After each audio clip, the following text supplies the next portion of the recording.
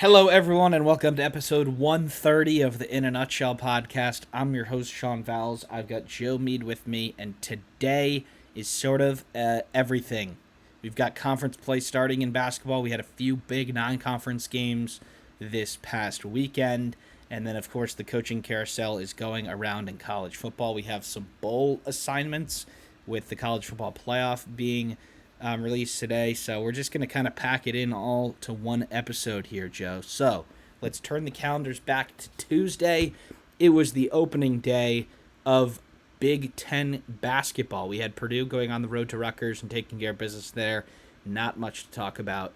But the game at the Breslin Center was a big one. We had, at the time, undefeated Iowa and Ben McCollum going to play at the time undefeated Michigan State, and it was the Spartans that led early and often and won by 19.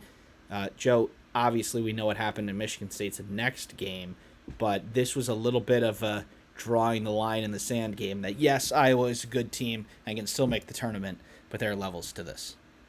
Yeah, there are levels to this, and Michigan State exposed that. I think after they got out to like a 15-point lead at like 25-10 or whatever, they never looked back. And frankly, this idea that Michigan State's offense was somehow tied to the three-point game, that was completely not true. They were 3 of 12 in this game, didn't really have to take many. Kind of dominated in the paint. Cohen Carr, proving why he's one of the best athletes in all of college basketball. I'm not just saying player, I'm saying athletes in all of the sport. And Michigan State, this is where they're dangerous. They were so good last year at getting on these mini runs, like 4-0 that turns into 8-0, then 10-0 within 3 minutes, and then timeout. This is a team that plays real good in transition. It's the typical Izzo team. And what's amazing is Jackson Kohler has had such a step up this year. I thought he'd probably be more of a role player. This year is one of their most important players. And to see the step up he's made along with Cohen Carr and Jeremy Fears, I know everyone's going to remember his performance against Duke, but he's one of the premier point guards in all of the country and moving the ball, facilitating an offense. And not that he's going to be a Wooden Award winning point guard this year. I bet you next year he's up there. The formula for beating Michigan State, which we saw on Saturday against Duke, is you cannot fall behind and you just have to go toe for toe, punch for punch with them the entire way, and then win it at the end.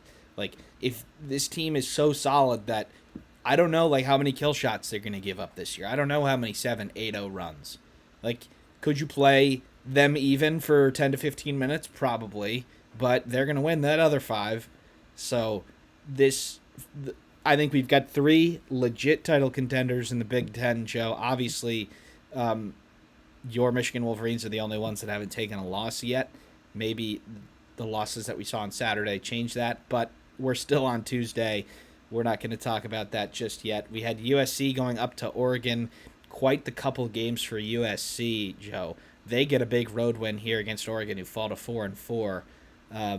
Obviously, we know what happens next with USC, but their formula seems to be like working in spite of not looking that great and not probably dominating a few of the teams that they should be better than. They had that crazy shot against Troy to force overtime, but they're winning basketball games. So is this more of a USC might actually be pretty good, or are there some serious problems at Oregon? I think there's some serious problems at Oregon. When you're getting 23 from Kwame Evans Jr., who I thought would be one of the more important players, and Shellstad's not giving you, his typical 20 plus a night, and that's going to be what it costs you. I think that's a huge problem. Um, Pretty clearly to me, USC is kind of riding like who's going to be hot, and I think that's pretty dangerous because they have enough guys that are capable. Um, what I will say is Nate Biddle being out this game was, I mean, that's a huge loss for Oregon. It's pretty clear without one of Evans Jr., Shellstad, or Biddle that they're a severely weakened team. And of course, any team without a starter is going to be weakened, but it's severe without him. And what's discouraging for Oregon, and we'll discuss a little more after their loss to UCLA, they're 4-5 right now. This is a team I thought would be a shell-in for the tournament. They're probably one of, I mean, obviously it's way too early to go way too much into bracketology. They're not even close right now. They got to pick up wins in a hurry. Yeah, they are and this will be a theme that we'll bring up with a couple other teams later. But Joe, if their stars don't play well, they're not going to win. Like, and it's not going to be close. Like you said, Biddle's out, so he's not like I'm going to say that's the same. He's not a part of the game. They had a pretty good performance here from Evans, and Shellstad was 6 of 12 from the field. Like he could have been worse, and they still Yeah. lost this game at home to a USC team that like is not on that top tier. I think the top tier is the top 3 that I mentioned earlier. I think tier 2 is probably like just Illinois right now. Like not Final Four contender, but or not national championship contender, but Final Four contender. And then this third tier of teams that are probably going to go in and out of the rankings this year, like USC, Iowa, Indiana, Nebraska, Wisconsin.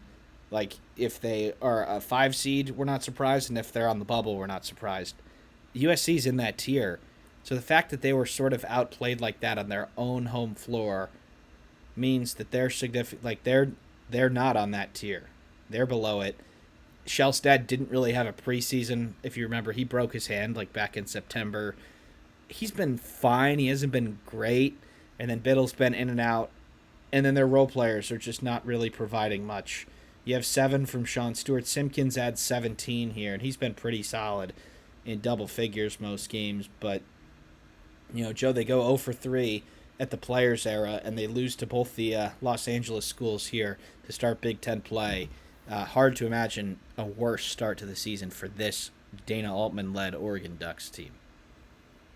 Yeah, you said it. I could trust Dana Altman to get the ship back on like track, but I don't But know if it'll it's be going to too be too late. little, too late. Like, Yeah. and he had one of those years when they were in the Pac-12.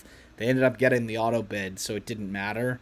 But like, if they're like that, they just might lose in the Big Ten tournament, even though if they're playing really well. So they can't leave it to that. All right, Joe, we had a couple games here on Wednesday. Unfortunately, my Indiana Hoosiers fell at the barn, 73-64. Really weird game here. Indiana led for most of the first half and was sort of in the 7-10 range, and it felt like, all right, if Indiana can string a few good possessions together here, this is going to be 15. On the flip side, it's Minnesota that closes the gap before halftime, and then a different team comes out of the locker room. Indiana ends up losing to Minnesota. And we know obviously what happens this weekend with Indiana, but a tough couple games for the Hoosiers where do you think there are any kind of weaknesses that were exposed here? In terms of Big Ten play, I'm going to be honest. I kind of have a barn mulligan rule. This is such a wacky place to play, to be honest, and especially Nico Medved's homecoming game, and for lack of a better term, I think Indiana. Is it fair to say they got outcoached in this game, Sean?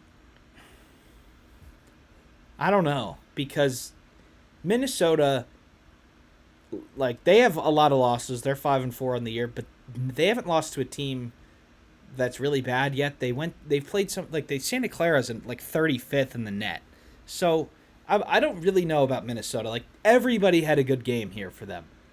Everybody in their starting lineup had double figures, and Indiana didn't bring it from the field. So, you combine like a lot of Minnesota's plus 15 in the rebounds, but because Indiana missed a lot of shots and Minnesota turned the ball over 16 times, you can't rebound a turnover. All right, so it was a little bit of a different defensive strategy from Minnesota. They stuck to the shooters and sort of like allowed Indiana to get layups, and sometimes they're really open. But I don't know if like maybe a little bit of a coaching.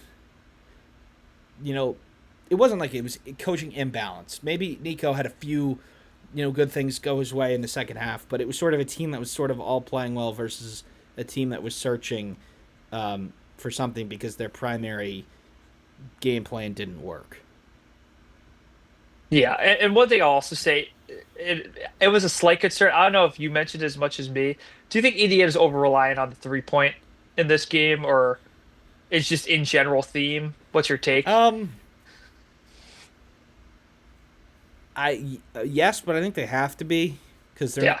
they do not have the isolation one-on-one ball that like other teams have. Like they're strictly system based, and they're going to like maybe against a team like this, yes, because like they didn't have they to beat Minnesota, they wouldn't have to shoot it great.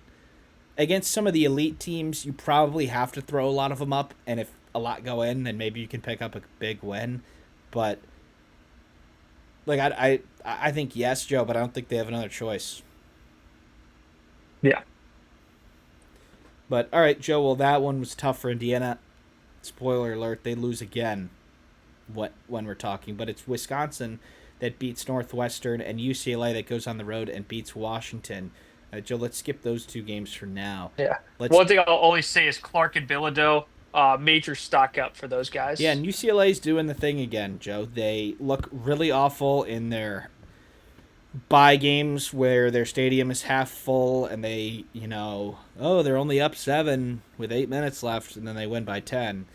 But they've brought it here in conference play and in a few of their big games. I know they've lost. They lost to Arizona. That was a game where they performed pretty well in, but they beat both of the Pacific Northwest teams here, and they lose to a California team on a neutral who, like, has been surprisingly good. But I think UCLA is like the same version that we've seen over the years, just with different players. But let's go to Super Saturday here in the Big Ten, Joe. And Mike and I did talk about this on our last cast that we thought that if the Big Ten had a good Saturday, that they could get to SEC level status from last year, and it was not that Saturday at all. We started off in Mackey Arena, where Purdue made some history in a bad way. Oh, Iowa State goes in there and blows them out, 81-58 Cyclones. It's the first time since 2013 that Purdue has lost by 20 plus at home. But Joe, what was your take on this one? Is this sort of a burn the tape and move on game for Purdue, or there's some serious issues here? I don't want to say serious issues because it's still one of the premier teams in the country and the conference. What I will say is my worry that they didn't have as much depth as people hyped up, I think is true. I also think if one of the big three of TKR, Lawyer, and Smith, kind of similar to last year, if one isn't on and the other is slightly off, it's going to be a major problem. And I saw that in this game, Sean.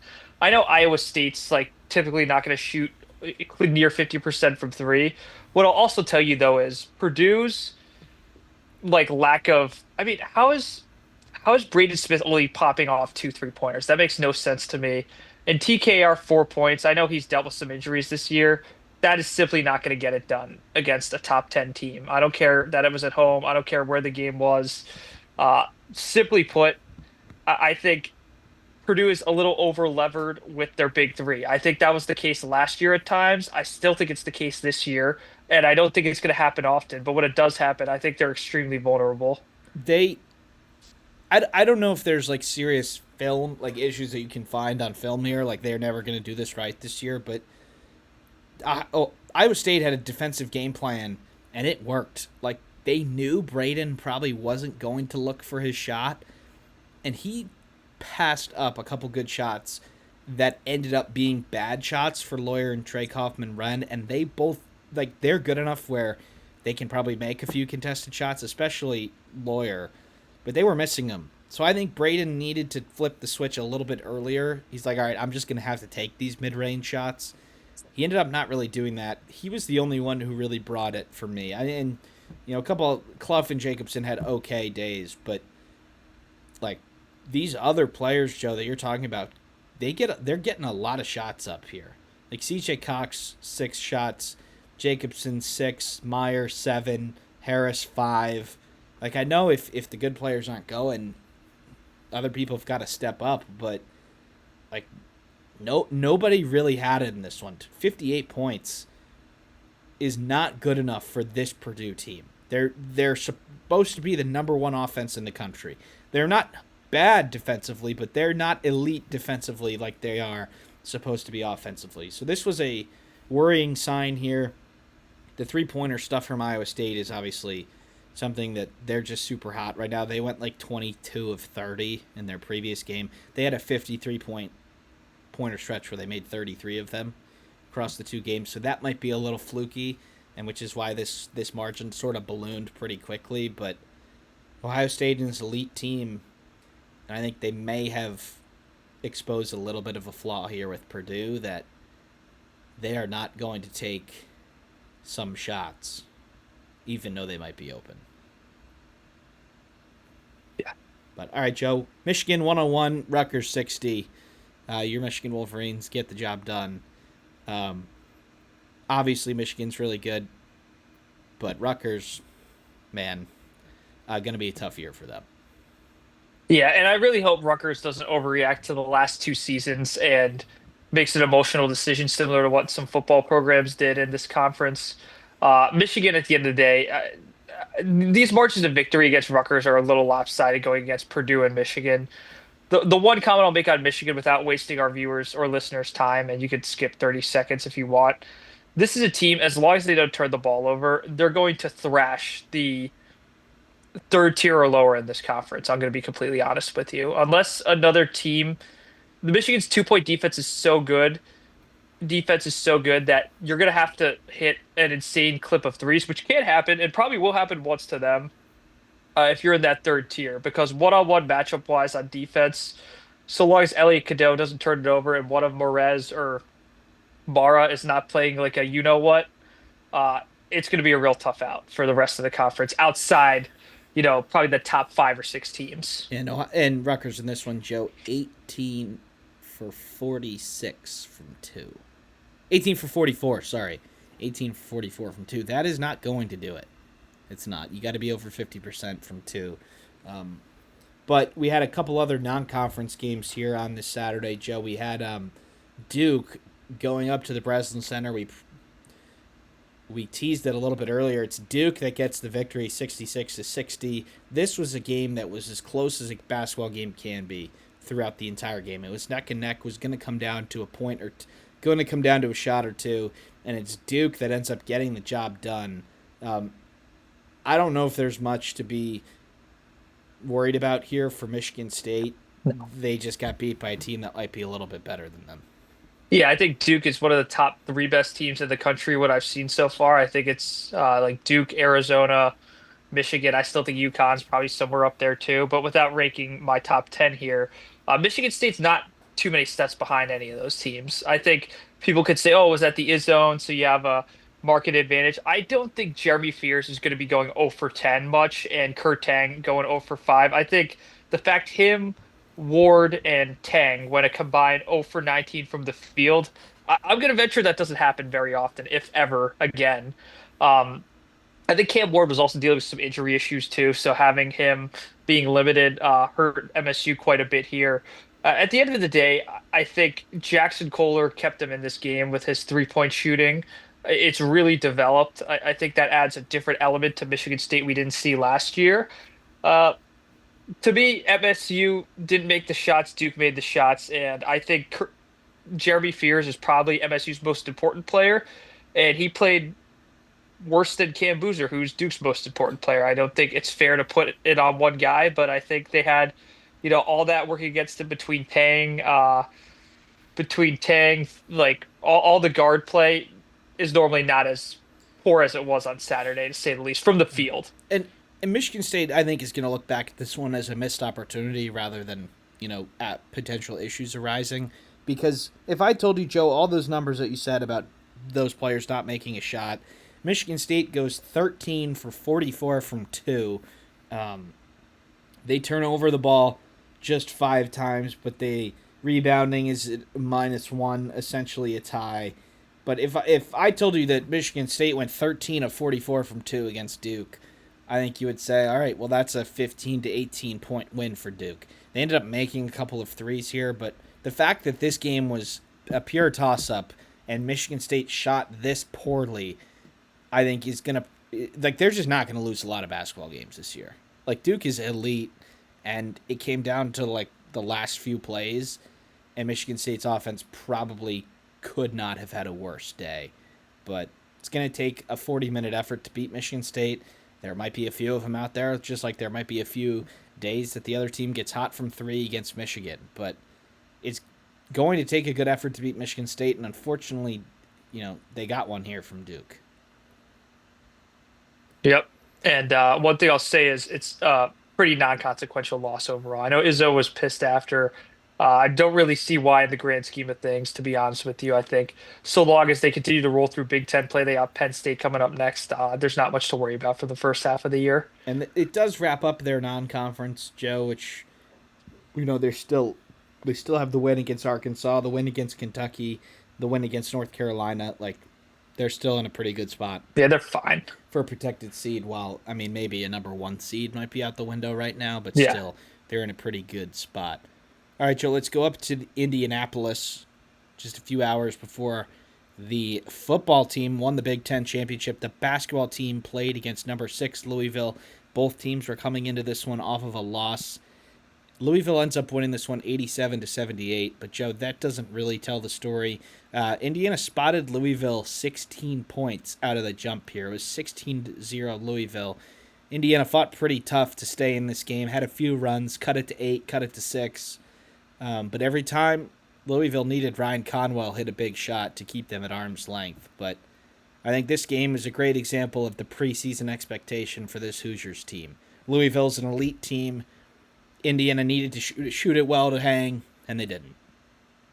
Yeah, and frankly, I think that 16-0 start was probably lights out for Indiana. I think the fact they made so many runs that getting the lead down to 5 or 6 was impressive. But the bottom line is Indiana can't start games that way. I don't think they will. It's like Michigan State. I don't think their guards are going to combine 0-19 again.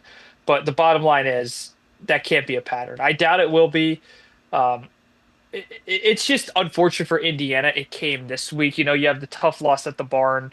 You have, you're playing a top 10 team coming up next in a Off a somewhat neutral loss, site. too. Yeah, Like, off a loss yeah. too to Arkansas. So I just think an unfortunate set of timing for Indiana. Tournament wise, probably a missed opportunity here for sure.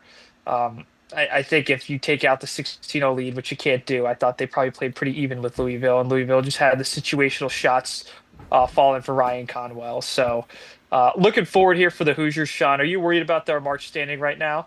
A little bit. Mostly because Kentucky has been awful recently, and Indiana has to go there, and it's a get right spot for Kentucky. Like that is not going to be the game that stature wise people thought it was. Because if Indiana wins it, well, it's probably not a quad 1A win because Kentucky is just not a good basketball team this year. But you'd still have to think that Kentucky can definitely win that game because they're at home and they're going to be desperate. So I think the numbers suggesting Indiana would be a protected seed, definitely a little bit of an overreaction. But I think this Indiana team is probably in the 20 to 35 range right now, where if they get hot against a really good team that they could probably beat them, but they need a better effort than this. They played hard and they didn't quit, and as much as that's loser talk, these things matter for the numbers. Like a 9-point loss here is honestly not all that damaging. For years under Woodson, this game would be a 25-point loss and the numbers would tank and all that. But it is a little bit concerning, Joe, that their two marquee non-conference wins so far, and Marquette and Kansas State, have not proven to age very well. And then their future non-conference game they're not aging well either. So I think Indiana should be fine to make the tournament, but, them being in the top 25 was probably a little bit of an overreaction. What about you? Yeah, I'd say a bit of an overreaction, and I think the desperation level it doesn't need to be sky high, but it needs to be ticked up a bit. And there's not a better they play Penn State at home next. There's not a better team to play in this scenario. Penn State is not good. They have had a bunch of bye games that were way too close. They got outclassed by Providence, who's struggling a little bit. There is not an easier game in the Big Ten. Frankly, I think Rutgers is better than Penn State. So if Indiana can take care of business with a solid win there, I think you can take a breath and go into Kentucky with a little bit of a better mindset. But the numbers here, Joe, for Indiana against Louisville don't actually look so bad because they made a ton of threes to cut this thing to short. But you need your players to go better than 10 of 29 from the field. And that's what Wilkerson and Tugger DeVries did. And outside of those two, You have five threes from Nick Dorn, and none of the other role players hit a three. Um, 8 from Bailey, 5 from Connerway, 2 from Enright, 6 from Alexis, 4 from Sisley. That's just not going to get the job done against elite competition. But this performance, Joe, would have beaten Minnesota by double digits, I think. This sort Yeah, of performance is going, even though Indiana didn't make a ton of shots, this performance will get them to the tournament. It's just whether they can continue to beat up on the little teams enough to where that maybe crack a couple big wins off. But this just screams like a 7, 8, 9 seed right now for me, for Indiana. totally. All right, Joe, we had one more premier non conference game here at night, and this sort of got lost in the Big Ten championship, but it was Music City Madness. Our co host Mike Kumar was there rooting for the Illini, and it's Illinois that gets the job done and saves the day for the Big Ten. Tennessee loses their second straight game after a loss to Syracuse. But Joe, this was a game that was essentially tied at halftime. I think they were down 2, and then 43-28, finding Illini in the second half. You have Ivisic with 16, Wagler with 16, Boswell with 15, and it's Illinois that gets a much-needed premier non-conference win. Yeah, and I think they kind of caught Tennessee at the right time as well. You know, I think Tennessee, this was their third straight loss, so you kind of catch them really good bit. Certainly doesn't take away from the impressive wins going to be on the resume or anything else. To me, Sean, this is a game Illinois last year probably would have jacked a bunch of stupid threes in. I'm going to be real honest with you. Yeah, I Uh, didn't watch this one live, Joe, because there was football on, but yeah, watched totally. watched some of this back a little bit, and I thought the shot selection was a lot better here, and we've been talking about that for a while. Yeah, like for example, I'm a big Ben Hummerkaus fan. The fact he took 0 3-pointers in 26 minutes, probably a good indication, getting busy on the boards as well. And then Kylan Boswell. I know his shot, 3-point shot wasn't going down. Being efficient in the paint, being efficient, servicing the offense as well. I think that's a really good sign. And then Wagler, also the 5 assists. Like this is a team, and I've been telling people, I think Illinois, if I was gonna if you're going to put a gun to my head right now and I pick the 3 teams I think can win the Big Ten regular season, Illinois is probably my third pick outside of Michigan or Michigan State. There's a lot of guys on this team that can beat you in a lot of different ways. And, I think the Ivisic brothers are 2 of them. And then everyone in the starting lineup has the capability to get hot, especially from three. And if that happens, Sean, that's the perfect recipe to take down a Michigan, to take down a Michigan State. Yeah, I And yeah, they're definitely closer to the top 3 than the Chasers, I think. Like, I think there's a pretty distinct top 4 in the Big Ten, Mhm. and Illinois is in that. Like, they're not. They are a little bit up and inconsistent, but not nearly as much as last year. Like, this team's Correct. floor is a little bit higher. They 17 of 30 from 2. That's shot selection. Like, Yeah. they're big and strong enough where they're not going to like really struggle from 2 unless they take bad twos, which they didn't do here. But now, Joe, I think this is sort of an overarching thing. I think we're starting to realize what teams like immediately bounce back from a tough performance. Okay, they're still really good teams, like we saw with Louisville, like we saw with a couple other teams that lost and then got back to their original self. And then on the other hand, teams like Tennessee here, who've lost a few in a row, where maybe they're not where we thought they were at the beginning of the year. Tennessee has Louisville up next. Obviously, this is not a, this is a Big Ten podcast, but I think overarching, like we're starting to actually realize who these teams are now. Have they put their bad losses behind them and we can easily say, okay, they're flukes, or are they just not that good? I think we're starting to get there. Totally. And I think Tom Izzo's quote's correct. Mid-December is where he'll anoint people. Uh, December 7th, and a lot of you are going to listen December 8th, 9th, 10th. We're 5 days away. Yep. So then we had, Joe, a extremely interesting game. We had a ton of other games here, and I'm sort of scrolling. We're not going to get to all of them because we want to get to some football stuff here. This one, Washington and USC. If you look a little bit closer, this was 48-30 USC at halftime, and then Washington flips the script and wins the second half 54-28. This is the Desmond Claude and Wesley Yates revenge game, if you remember. It looked like that Musselman was going to win the revenge battle. They were cruising. Chad Baker Mazzara was cooking. And then Washington and Danny Sprinkle completely flipped the script in the second half They pick up a big away win. They improved to 6-3, and Joe, they've had a couple of injuries here. They've lost a few games. They lost to Baylor. They lost to Colorado, who's undefeated, by the way. They lose to UCLA at home. Now they pick up a quad one road win. And maybe as they're starting to get a little bit more clarity with their personnel going forward, maybe Washington is onto something here.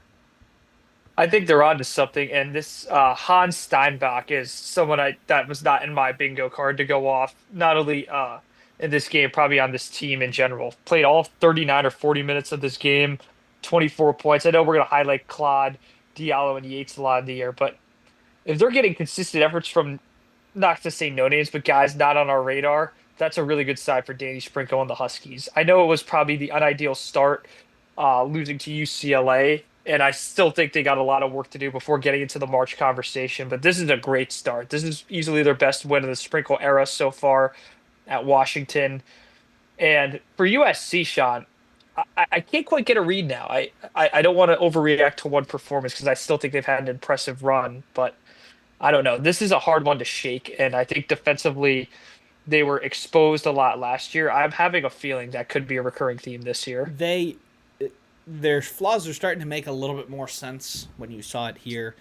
Like they were very lucky to beat Seton Hall and Maui. Like Seton Hmm. Hall, it was a really quick whistle that day, and like we've said it with the years with Seton Hall is really physical, really handsy, really they bump a lot. Like they definitely got the benefit of some calls there. They just blew an out of bounds call late where Seton Hall could have had the ball to take the lead. Um, so when you look back at that game, you say, all right, you can't really blame the refs, but maybe when you see more of this from USC, be like, all right, they were lucky to win that Seton Hall game. They hit a crazy hero shot to avoid losing a bye game to Troy, and I think we're starting to see, okay, USC is probably in that Indiana range where they're probably going to be near 500 in the Big Ten. They'll have one or two big wins. They'll lose inexplainable games like this one. But them, to me, like Rice hasn't played a ton. The Maryland transfer, he hasn't played since Maui. So if they can get him back, that's important. But they are really a three-man team, Joe, at the minute. Baker Mazzara averaging 20, Rice averaging 20, and Ezra Ausar averaging 16. Nobody else is in double figures. Kofi's at 9.5 and 7, but depth is a real problem for them here, especially when you take one of the guys off the top of the pile. But to me, Washington has got 3 bye games going forward, 1 road game against Seattle.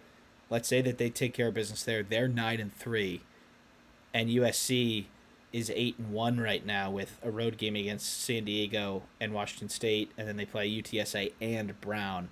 Like in a month's time, Joe, these teams could be right next to each other in terms of resumes. But I think we've caught 2 teams here going in different directions, and Washington just passed them.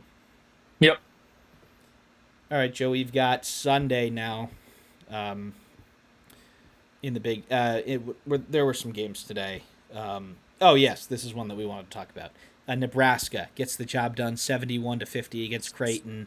Creighton, whole lot of problems there. We're not going to talk about it, but Nebraska, Joe, is 9-0 and undefeated.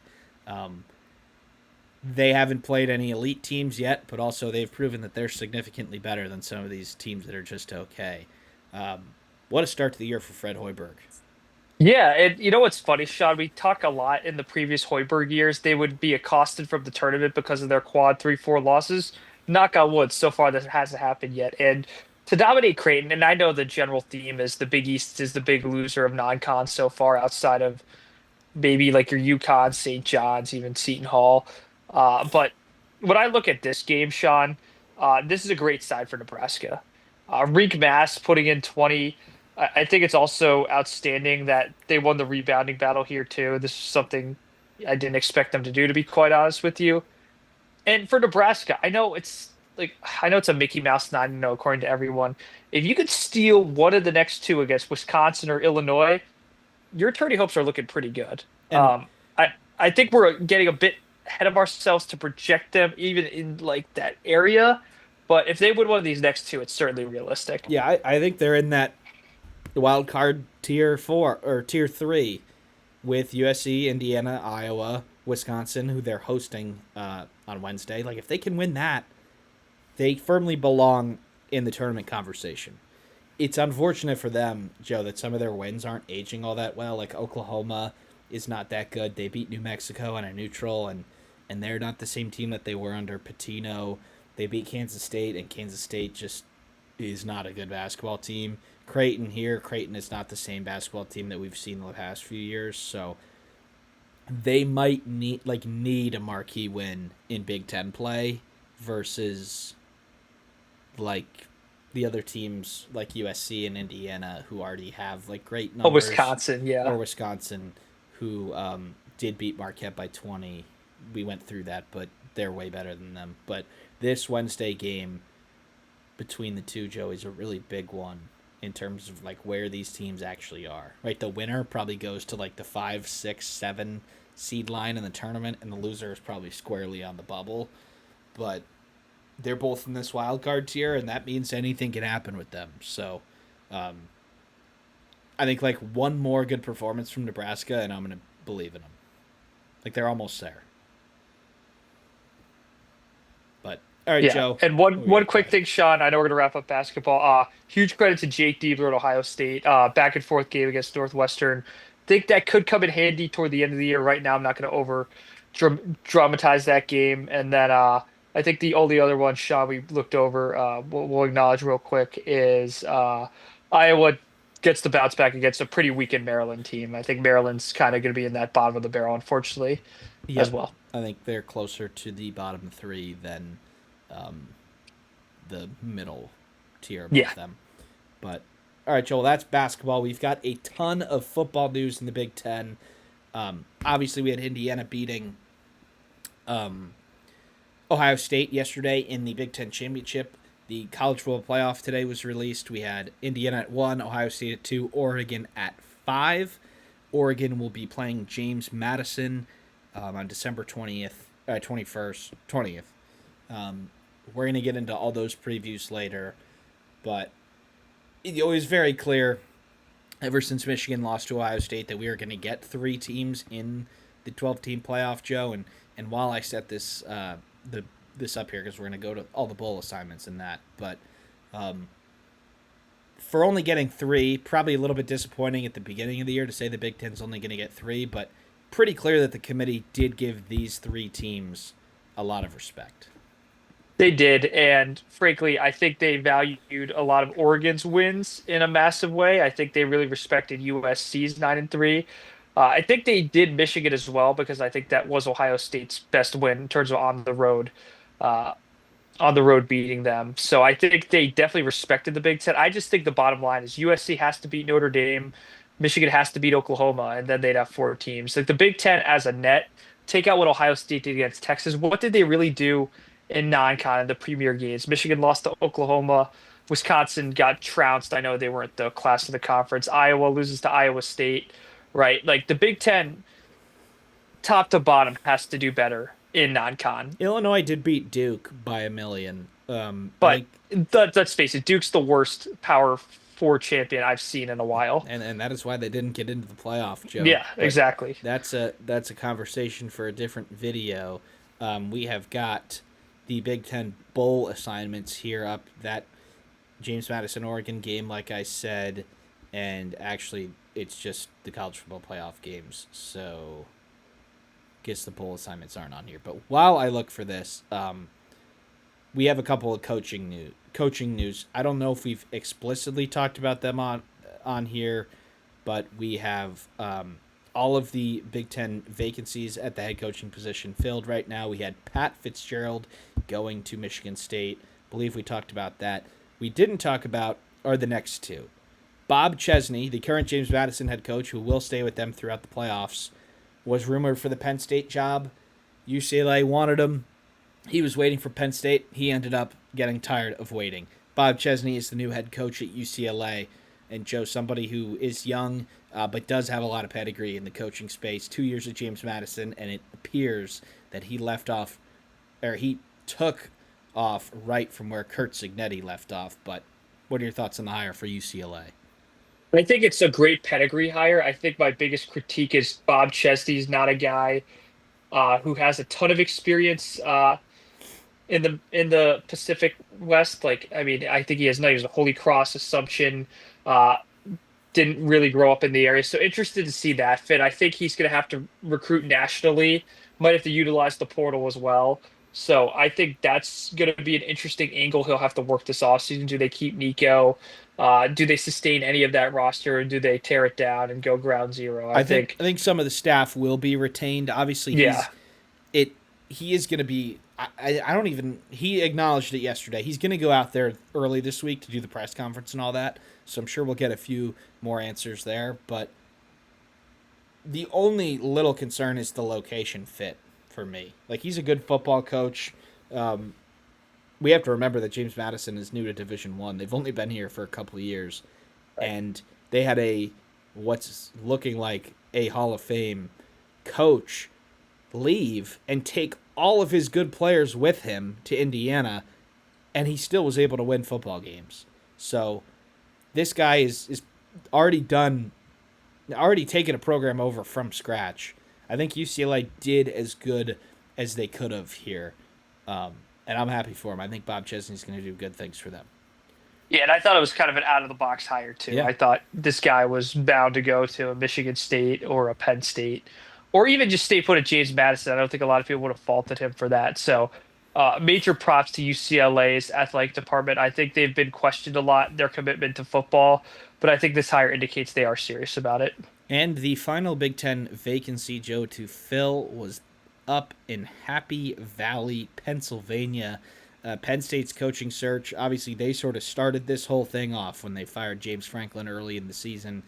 Um, at least from our point of view, Joe, it appeared that they were scrambling Penn State. They had been told no by anywhere between 12 to 15 coaches, and they end up with Iowa State's Matt Campbell, somebody who we thought should have been way higher on the list. He has done some great things at Iowa State. That is a tough place to go and win football games. He has got them up into the top of that conference. Hasn't got them over the proverbial hump into the Big 12 championship game. He has won some games there, though. So what are your thoughts on Matt Campbell going to Penn State? Yeah, he's been in that title game. Obviously, they Oh, haven't won it, yes, but yes. Yeah. they've been a game away several times at Iowa State. You look at the prospects that have gone through there. I can't say enough about the job he did there. I think my biggest issue, it's not the Campbell hire. I projected in our Sean and I were talking off air. We did a pretty good job projecting the major. Kiffin to LSU. Sean had on his list. I had Summerall to Florida and then Campbell to Penn State. I thought this was should have been happening a week ago. Once Iowa State knew they weren't going to be the Big 12 title game, I think that's when Pat Kraft had to, instead of going on a rant where it was recorded and released to the public. And by the way, just as a football fan, or if you're just a guy's guy, listen to that audio. It is completely off the rails. If you're a Penn State fan, like Adam Bredeman said, you would really like it. I don't think he told many lies, just inserting my opinion here. I think the way he did it was extremely unprofessional and pretty ridiculous. Kind of sounded like a drunk, angry divorce guy at the bar. But I will say he probably rung true with a lot of Penn State fans. Getting back on track here, Sean, I wish they made this hire a week earlier. I know James Franklin absolutely rated their recruiting class, but I think in terms of roster stability, this is a very senior laden team, as many people know. They're going to lose that aspect. And then on top of that, you can't tell me this roster hasn't been getting poached since Franklin was fired on October 12th, I believe. To have a 50-plus day uh, head start and to end up with a guy you could have had 7 days prior to hiring him, I think that's a complete fumble by Pat Kraft. He said himself, if I screw this up, my career is over. I think he was truly desperate. And honestly, I don't want to give him much credit because he kind of stumbled on gold more so than found it. Ultimately, I think this is a good hire, but they only have two recruits signed in the 26 class. I'm sure they'll add a few more in the February window. They're going to have to raid the portal. To me, though, to be championship contender year 1 or 2, I think that's going to be a really tough ask from Matt Campbell. I think being competitive is something they'll do, but I think Pat Kraft really mishandled this. That obviously he's not the most interesting. Like, he's not the biggest splash that Penn State could have made. He should have been higher on the list, though. Like, Hmm. they should have had somebody in there for signing day, and they didn't. And they end up. It looks like Terry Smith is going to stay there too and get a pretty lucrative deal to go back to whatever coordinator he was. I believe defensive coordinator, but they were better. They took some high shots. They went for Signetti. He said no. They went for Urban Meyer. He reportedly had a few disagreements with NIL. They took the big shots. They just didn't pivot quickly enough to Matt Campbell. I think he will do a good job at Penn State.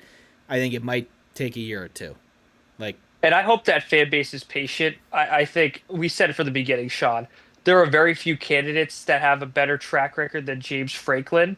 Clearly, they didn't hire that. I think Campbell is an investment. I think it's a good investment, but plenty of good investments have gone bad or haven't gone.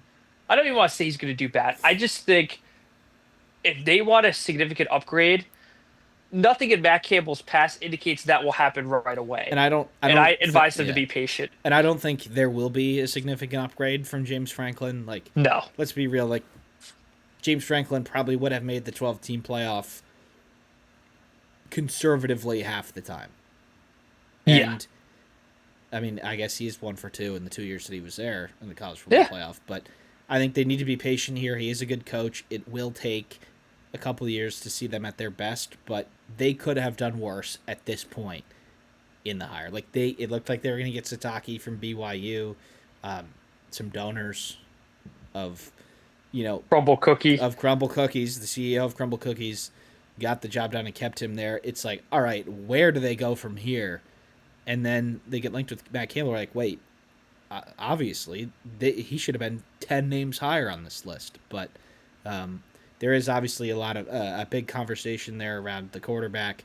Obviously, we saw Ethan Grunkemeyer at the second half of this year. Will Perbula, Penn at Missouri. A couple of the people who recruited him there are still at Penn State. And then, of course, we have Matt Campbell's quarterback, Rocco Becht, from Iowa State, too, with some eligibility left. So we could see a pretty big name at quarterback for Penn State, but that's sort of for the offseason. I believe that is all the head coaching news. We already talked about Fitzgerald. Ohio State offensive coordinator Brian Hartline, who was rumored to be a candidate for this Penn State job, Joe, and the plane tracking people had some fun with, the Penn State jet potentially going to see Brian Hartline. He's not going to Penn State. He's going to the recently vacated USF job. Alex Golish took it to go to Auburn. So Brian Hartline will be going to USF to start his coaching career. Joe, just 1 year as the official offensive coordinator of Ohio State. Obviously, he's taking a step down in competition, but they could have made the playoff this year. They were a good team. They beat Florida in the Swamp. So he is going to a program where he can win some football games and be right back in the Power 4 conversation, maybe even after next year if he does a good job. But were you interested or surprised to see that Brian Hartline is going to USF? I'm surprised that he took this job in any head coaching job in general. My general take with Brian Hartline being in the Columbus area a lot. There's a lot of people that think maybe truly or naively that Brian Hartline in his head believe he's the next Ohio State head coach, meaning if Ryan Day were to go to the NFL somewhere he came from. I'm not projecting that. I'm not saying that's going to happen. I think Brian Hartline thinks he's next up, kind of like vice president in a way. And I think he still could be. And he definitely still could be, Sean. But I think this is a low-risk job for him in the sense that if he wins 8 to 10 games, if he wins 8 games, that's completely fine. But if he wins 10, he's going to be seen as a marquee candidate down the road, whether it's at Ohio State or if he wants to take a step up. But I think in terms of recruiting, it's not going to hurt them as much as people are projecting. The Chris Henry Jr. thing was weird, but I'm not going to dramatize He's one. He's still going there, though. And he's still going there. One thing I will say is, replacing a guy who's recruited all the names, Harrison Jr., Smith and Jigba, Marvin Harrison Jr., Jeremiah Smith, Carnell Tate, Innis, I could go down the list. That's going to be very challenging to replicate. But Ohio State, even with prior receiver coach Zach Smith, had plenty of capable receivers, recruited Paris Campbell, Chris Olave, Michael Thomas. So I don't think this is a huge, huge loss for Ohio State, like some people are going to dramatize as. I think the American Conference in general is like a really solid league. I hope for their sake they don't get cut out of the college football playoff because they had probably four teams that deserve to be in there as the like four teams that if they were the conference champion would have been deserving to be in there. Obviously they're going to get one team in and that's right, but South Florida is a really really good job for that league. Like Tampa's a great place. I think recruiting's probably a little easier than some of those other jobs. Uh, that league has been the jump pad to up this year, right? You have pretty much all of the SEC jobs except for the Kiffin SEC to SEC job that's being filled from the American Golish and Sumrall. And then you have North Texas's Morris being the Oklahoma State head coach. So, Joe, if you want like a big job, you might have to go to the American first. And it appears that that's what Brian Hartline is doing. We'll see if his name comes up in a couple of years when there's some other vacancies in the Big Ten. Yeah, and one other thing, Sean, I'm not big on assistant coach news just for an individual segment on one of our casts, but this one's big. Dominic Raiola, uncle of Dylan Raiola, was fired as the offensive line coach at Nebraska. There's been a lot of rumors going around after Dylan Raiola's brother decommitted from Nebraska that he could potentially enter the portal in January. If I had to bet, I think Nebraska is going to do everything in their power to keep him, but that's certainly a storyline to follow because Nebraska's kind of built, a 3, 4 year plan around him, and that could be completely dismantled if that happens. Joe, that would be a standalone video on its own for sure. We've already had some big names in the Big Ten enter the transfer portal, like Michigan State's Nick Marsh. But yeah, that is, his brother decommitting is one thing, and then his uncle being fired as the offensive coach is another thing. On their own, probably not all that consequential, but the clues are there for him to enter the transfer portal. Let's just say that. Like if he does, we'll see it coming. Still don't know if that's true at all, but it would make sense at this point if that happens. All right, Joe, I've got the bowl assignments up, and if I sort it by Big Ten, it just gives me the CFP one, so we're just going to have to scroll and find them. Opening bowl season will be a team in the Big Ten, Joe. Saturday, December 13th. We've got Boise State against Washington at the Bucked Up LA Bowl at SoFi in Inglewood. Washington slight favorites there. Obviously, we're not going to preview every game in depth because we don't know players and all that. As we scroll down the list, we are looking for a Big Ten team. There's Oregon in the college football playoff. We'll save that for another video. And we are still going. And we have one here on Boxing Day, as known in the UK. We've got Central Michigan going to Ford Field to play David Braun and Northwestern in the Game Above Sports Bowl. That'll be a good one for Northwestern fans. Not all that far, and then Central obviously coming from in-state. It might fill up 20% of the stadium. Yeah. But I mean, that's probably the best case scenario for the Game Above Sports Bowl.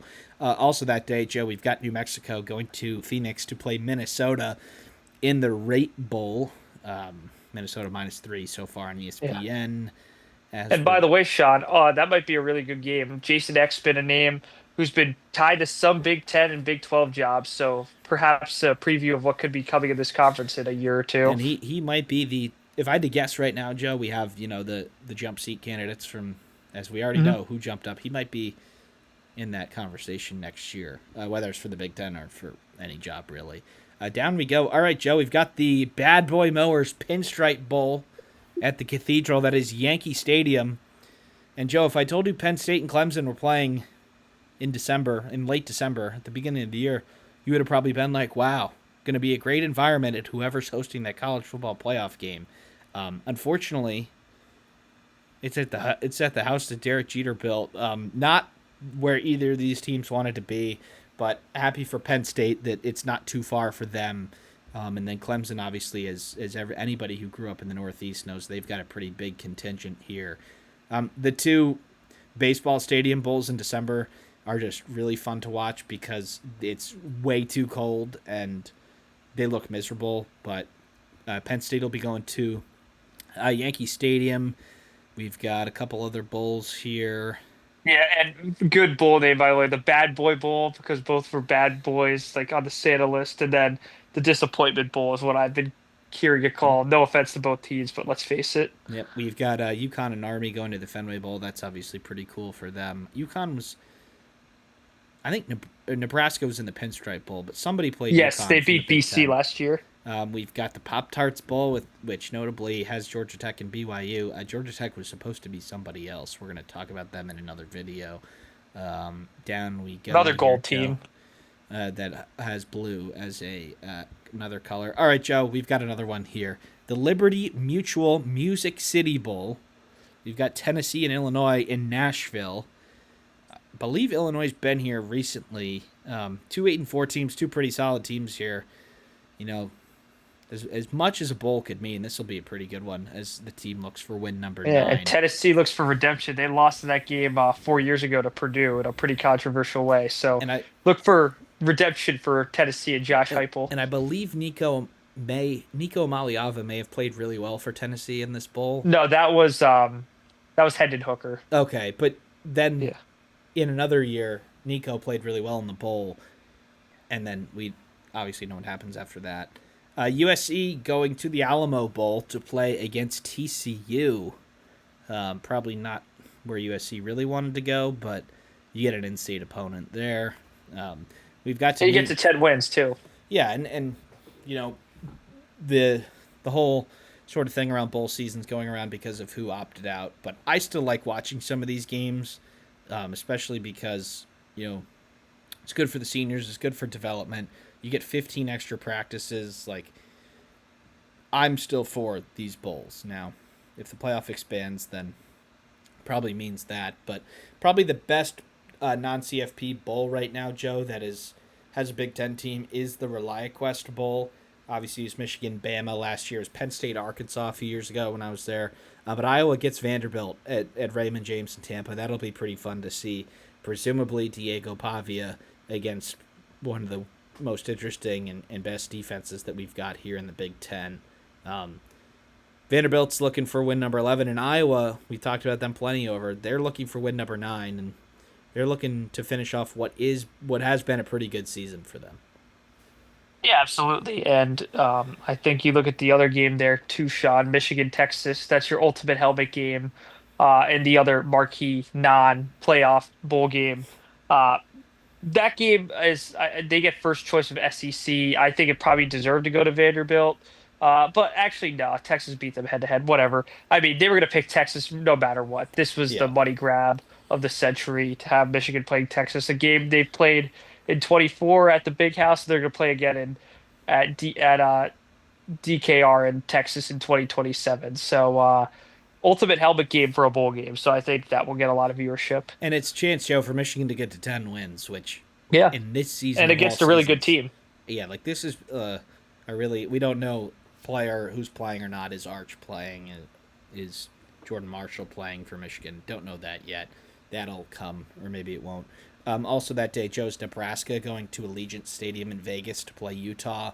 That's gonna be a tough one for Nebraska. We know all their personnel problems, and that's before people started opting out of the bowl. So going to be tough for them, but they've got a good team on the other side of the ball that just missed out on the playoff. Yeah, Utah.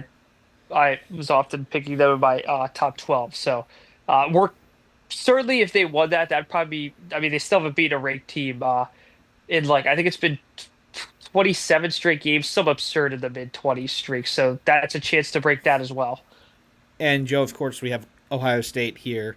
They'll be playing at the Cotton Bowl potentially against Texas A&M or Miami, and then Indiana, the number 1 seed, playing on New Year's Day at the Rose Bowl against the winner of Oklahoma and Alabama. So a pretty wide array of Big Ten bowl assignments here, Joe.